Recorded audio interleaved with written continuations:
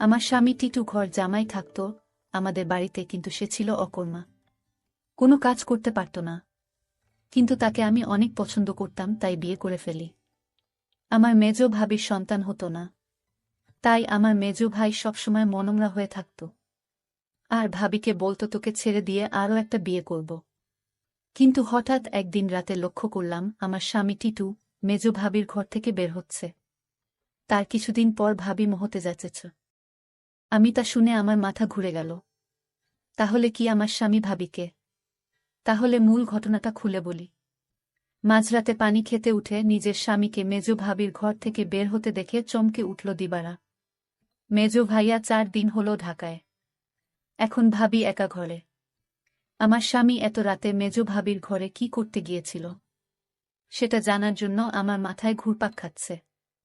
এই ঘরের দিকে স্বামীকে আসতে দেখেই দরজা ভিজিয়ে দিয়ে বিছানায় উঠে ঘুমানোর অভিনয় করল দিবারা। তার স্বামী দরজা ঠেলে সন্তর্পণে হেঁটে এসে বিছানায় তার পাশে শুয়ে পড়ল। দিবারা এই বাড়ির মেয়ে, তার স্বামী ঘর জামাই। দিবারা জানে কোনো রকম অপরাধ করলে তাকে সহ তার স্বামীকে এই বাড়ি থেকে বের করে দিবে ভাইয়েরা। তাই এই ব্যাপারে আর কোনো কথা বলে না দিবারা। পরের দিন সারাদিন মুখ কালো করে রাখলেও তার স্বামী টিটুকে এই বিষয়ে কিছুই জিজ্ঞেস করে না সে।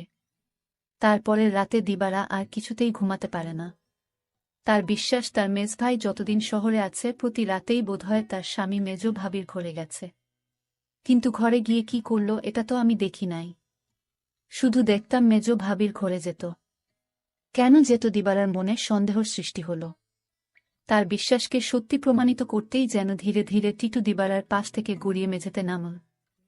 এরপর পা টিপে টিপে ঘরের দরজা খুলে বাইরে চলে গেল। রাত এখন কয়টা হবে? 1টা, 2টা। টিটু কোনো কাজ না জোগাড় করতে পারায় ভাইদের উপর নির্ভর করেই বেঁচে আছে তারা দুজন। দিবারা টিটুর এই অর্থ উপার্জনের অক্ষমতাটাই পুষিয়ে দেয়, সারাদিন গাধার মতো বাড়ির কাজ করে। সারাদিন কাজ করায় শরীর এতই ক্লান্ত হয় যে সারারাত মরার মতো ঘুমায় দিবারা। কয়বার টিটু তাপ্পড় দিয়েও দিবারার ঘুম ভাঙাতে পারেনি। তাই রাতে যে দিবারা জেগে থাকতে পারে এমন কোনো ভয় তার ছিল না বলা যায়। আর এই সুযোগে মেজ ভাবির ঘরে যেত। কিন্তু কেন যেত তা আমি কিছুই জানতাম না। পরদিন রাতে দিবারা ঘুমায়নি। সে রাতে জেগেছিল তার স্বামী কি করে তা জানতে। তখনই দেখল দিবারার স্বামী বিছানা থেকে ধীরে ধীরে উঠে গেল। ঘর থেকে বের হয়ে মেজ ভাবির ঘরে গেল। কিছুক্ষণ পর মেজ ভাবির ঘর থেকে চিৎকার শোনা যাচ্ছে। মনে হচ্ছে ভাবির এক অন্যরকম চিৎকার। আমি ভাবতে থাকলাম কি হতে যাচ্ছে এখানে। আমি কিছুটা আন্দাজ করতে পারলাম না আসলে ওই ঘরে কি হচ্ছে। টিটু চলে যেতেই বালিশে মুখ গুজে ফুপিয়ে কেঁদে উঠল দিবারা। সে তার স্বামীকে কত ভালোবাসে। সে কিনা করে সারাদিন তার জন্য, আর সে কিনা তার সাথে বিশ্বাসঘাতকতা করতে পারে। দিবারা ভাবল ওই ভাবির ঘরে কেন আমার স্বামী টিটু যায়, এটা আমার যে করে হোক জানতে হবে। পরের 2 রাত অনেক চেষ্টা করেও জেগে থাকতে পারল না দিবারা। সারাদিনের কাজের ধকলে এতই ক্লান্ত থাকত যে মাঝরাত পর্যন্ত বিছানায় শুয়ে জেগে থাকা তার পক্ষে অসম্ভব ছিল। তারপরে যখন মেজভাই চলে এলো তখন থেকে দিবারা কিছুটা নিশ্চিন্ত হল। তারও কয়েকদিন পর এক রাতে গভীর ঘুমে ঘুমিয়ে রয়েছে দিবারা। অনেক ধাক্কাধাক্কি করে তাকে উঠালো তার স্বামী টিটু। ঘুম জড়ানো ক্লান্ত কণ্ঠে দিবারা বলল, কি হয়েছে? এত রাইতে ডাকেন কেন? লাইটটা একটু জ্বালাও তো। সারাদিন কাম কইরা কুল পাই না। উনি আছেন তার চিন্তায়। এখন ঘুমান। এই বাড়ির সবচেয়ে অবস্থাপন্ন বলা যায় মেজু ভাই শহীদকে। তার স্ত্রীও অবস্থাসম্পন্ন ঘরের মেয়ে। শহীদ মিয়ার বড় চালের আড়তের ব্যবসা। গ্রামের দিকে হলেও শহীদের ঘরটা দেখার মতো। ইট সিমেন্টের দেয়াল আর টিনের দোচালা। তার ডান পাশে 2টো ইটের তৈরি ছাপড়া ঘরে থাকে ছোট ভাই বাদল আর বড় ভাই জলিল। তাদের 2টো ঘরের মুখোমুখি উঠান পেরিয়ে একটা টিন আর বাঁশের তৈরি ঘর। এখানেই দিবারা আর টিটুর সংসার। দিবারা খুব চিকন আর কালো হওয়াতে বাবা মায়ের মৃত্যুর পর 3 ভাই অনেক খুঁজেও কোনো পাত্র পায় না। শেষমেশ এক ভব ঘুরে ভাদাইমা গোছের এই টিটুকে ঘর জামাই হিসেবে আনে। ভেবেছিল টুকটাক কিছু কাজে তাকে লাগাবে। কিন্তু সে পুরোই অকর্মা। সেই দিনের প্রায় 1 মাস পর বাড়িতে বিরাট উৎসবের মতো আয়োজন হল। দিবারার ছোট ভাইয়ের 2টা আর বড় ভাইয়ের 3টা সন্তান হলেও মেজ ভাই বিয়ের 4 বছর পরেও সন্তানের মুখ দেখতে পারেননি। মেজ ভাই আরেকটা বিয়ে করবেন কিনা এটা নিয়ে চিন্তা ভাবনা করছিলেন। যে স্ত্রী তাকে সন্তানের মুখ দেখাতে পারবে, মেজ বউকে তাহলে এই বাড়ি ছেড়ে চলে যেতে হতো। ঠিক এই সময়েই আনন্দ সংবাদটা পেল সবাই। মেজ বৌমা হতে চলেছে। মেজ ভাইয়া আর ভাবির আনন্দ দেখে কে। এই উপলক্ষেই এই উৎসব আয়োজন। দিবারা যখন আনন্দের সাথে টিটুকে এই খবরটা দিল তখন সে সামান্য একটু মুচকি হেসে বলল, ভালোই তো। শুনছিলাম কোনো ফকিরের কাছ থেকে পানি পড়া নিচ্ছে। ফকিরটা কামেল। সেও কি যাবে নাকি সেই ফকিরের কাছে?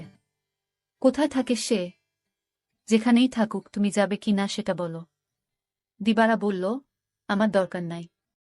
আমি সবই বুঝি, তুমি ভাবিরে ফকিরের কাছ থেকে পানি পড়া এনে দাও, এটা তোমার বানানো কথা। এটা আমি বিশ্বাস করি না। দিবারা আরও বলল, আমি একদিন তোমার এই রহস্য খুঁজে বের করব। আর যেদিন তুমি ধরা পড়বে সেদিন বুঝতে পারবে তোমার কি অবস্থা হয়। টিটু তখন বলেছিল, তুমি আমারে বিশ্বাস করো না। দিবারা বলল, করি, কিন্তু তুমি তোমার প্রতি আমার বিশ্বাস দিন দিন উঠে যাচ্ছে। যতদিন পর্যন্ত আমি জানতে না পারব তুমি মেজ ভাবির ঘরে কেন যাও, ততদিন পর্যন্ত তোমার প্রতি আমার আর বিশ্বাস হবে আর হবে না। দিবারা এই কথা বলে ঘুমাতে গেল। তার স্বামী টিটুও তার সাথে শোয়া ছিল, কিন্তু হঠাৎ করেই দেখল তার স্বামী বিছানায় নাই। তখন দিবারা চিন্তা পড়ে গেল, আজও চলে গেল। ভাবির রুম থেকে এক প্রকার চিৎকার আসতে শুরু করল। আমি কিছুই বুঝতে পারলাম না, এটা কিসের চিৎকার। মনে হচ্ছে মেয়েলি কণ্ঠ। প্রায় 1 ঘণ্টা পর দিবারা দেখতে ফেল মেজ ভাবির রুম থেকে বের হতে। দিবারার মনে দিন দিন সন্দেহ বাড়তে লাগল। তারপর দিবারা ভাবল, একদিন আমি জানালা দিয়ে দেখব তারা কি করে। দিবারার স্বামী দিন দিন দিবারার প্রতি কমে যাচ্ছে। কিন্তু আজ 2 দিন যাবৎ দিবারার স্বামী মেজ ভাবির রুমে যাচ্ছে না, সেটা লক্ষ্য করল দিবারা। দিবারা তার স্বামী টিটুকে জিজ্ঞেস করল, কই, আজকাল তো তোমায় আর দেখি না ভাবির রুমে যেতে। তার স্বামী টিটু তাকে একটা তাপ্পড় মেয়ে বলল, তোমার বাবার বাড়ি থাকি বলে তুমি কি আমায় যা বলবে তাই মনে করবে? সবকিছুর ভিতর শুধু কি তোমার অধিকার আছে, আমার নেই? এর মধ্যে হঠাৎ খবর আসলো মেজ ভাবি মা হতে চলেছে।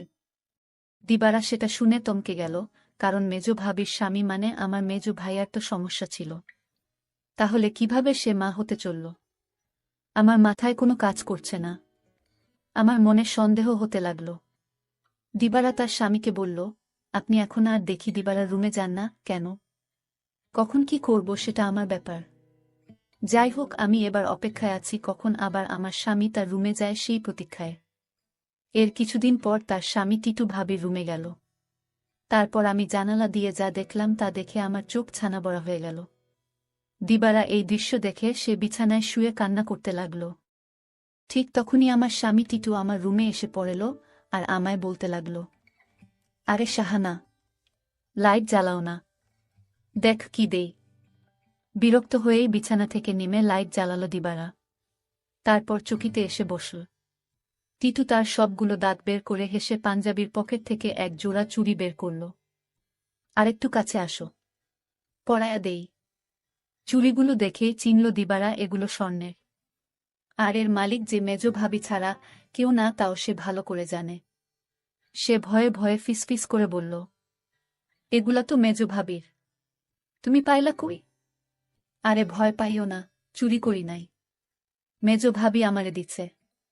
বলো কি? সে কেন দেবে? তোমারে একটা কথা কই। কই কই কইরাও এতদিন কইতে পারি নাই শর্মে। ভাবছিলাম তুমি আমারে ভুল বুঝবা, কিন্তু তোমারে আমি কি কিছু গোপন করি বলো?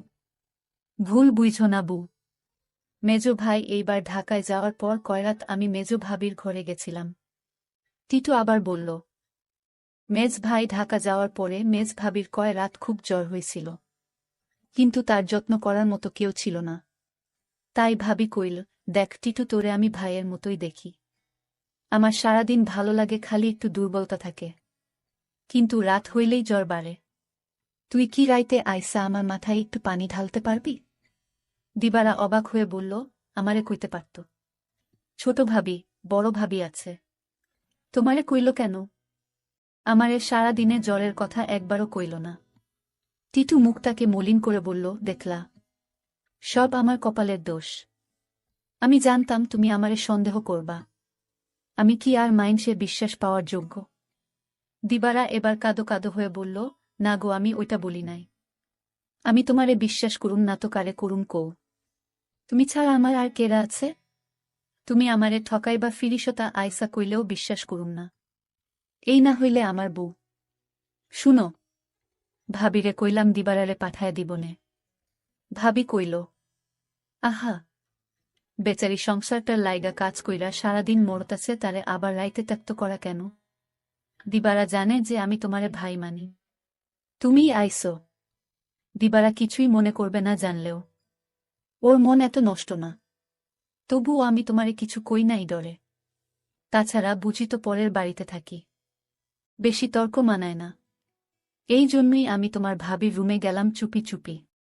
কারণ রাতে তোমার ভাবির মাথায় পানি না দিলে কি তখন জ্বর ছাড়ত? আমি যদি ভাবির পাশে না থাকতাম আর মাথায় পানি না দিতাম তাহলে জ্বরে মইরা যাইত। এতদিনে ভাবিকে কবরস্থানে রেখে আসতে হতো। দিবারা তখন বলল, সবই বুঝলাম, কিন্তু একটা বিষয় আমার মাথায় ঢুকছে না। টিটু বলল, কি কথা তোমার মাথায় ঢুকছে না আমারে বলো। দিবারা তখন বলল, আমার মেজু ভাইয়ের সমস্যা ছিল, কিন্তু সে কিভাবে মা হতে চলেছে। আর ভাবির ঘর থেকে কিসের আওয়াজ আসত। টিটু তখন বলল, তুমি দেখি আবার আমাকে সন্দেহ করতেছ। এই সন্দেহটা তোমাকে দূর করে দেই। তোমার মেজো ভাবি একদিন আমায় বলল, আমার সংসারটা মনে হয় টিকবে না। আমি বলেছিলাম, কেন টিকবে না? কারণ আমার কোনো সন্তান নেই। তাই স্বামী আরেকটা বিয়ে করতে পারে বলে আমায় বলল। আর তখনই আমি বলেছিলাম, তোমার ভাবিকে শোনো, তুমি কিছু চিন্তা করো না, আমি সব ব্যবস্থা করতাছি। আমি তখন এক ফকির বাবার কাছে গেলাম। ভাবির সমস্যাগুলো খুলে বললাম। ফকির বাবা বলল, আমি তোমায় এক গ্লাস পানি পড়া দিব। সেটা 2-3 ফুটা করে সপ্তাহখানে খেতে হবে।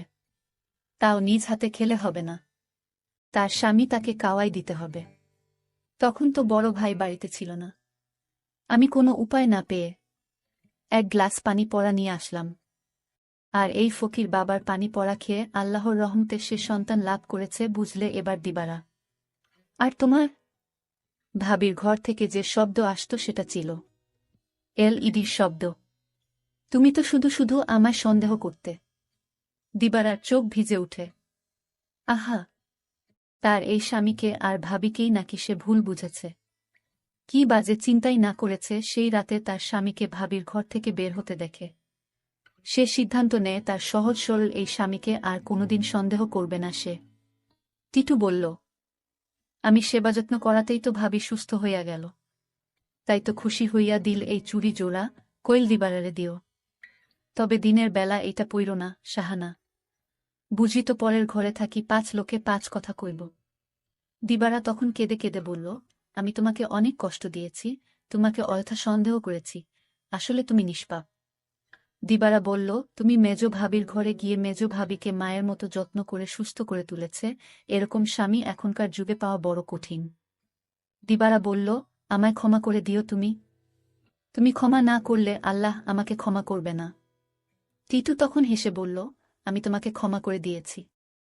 বন্ধুরা, আজকের গল্পটি কেমন লাগলো তা অবশ্যই কমেন্ট করে জানাবেন, আর এরকম নতুন নতুন ভিডিও পেতে আমার চ্যানেলটিকে সাবস্ক্রাইব করে পাশে থাকবেন। ধন্যবাদ।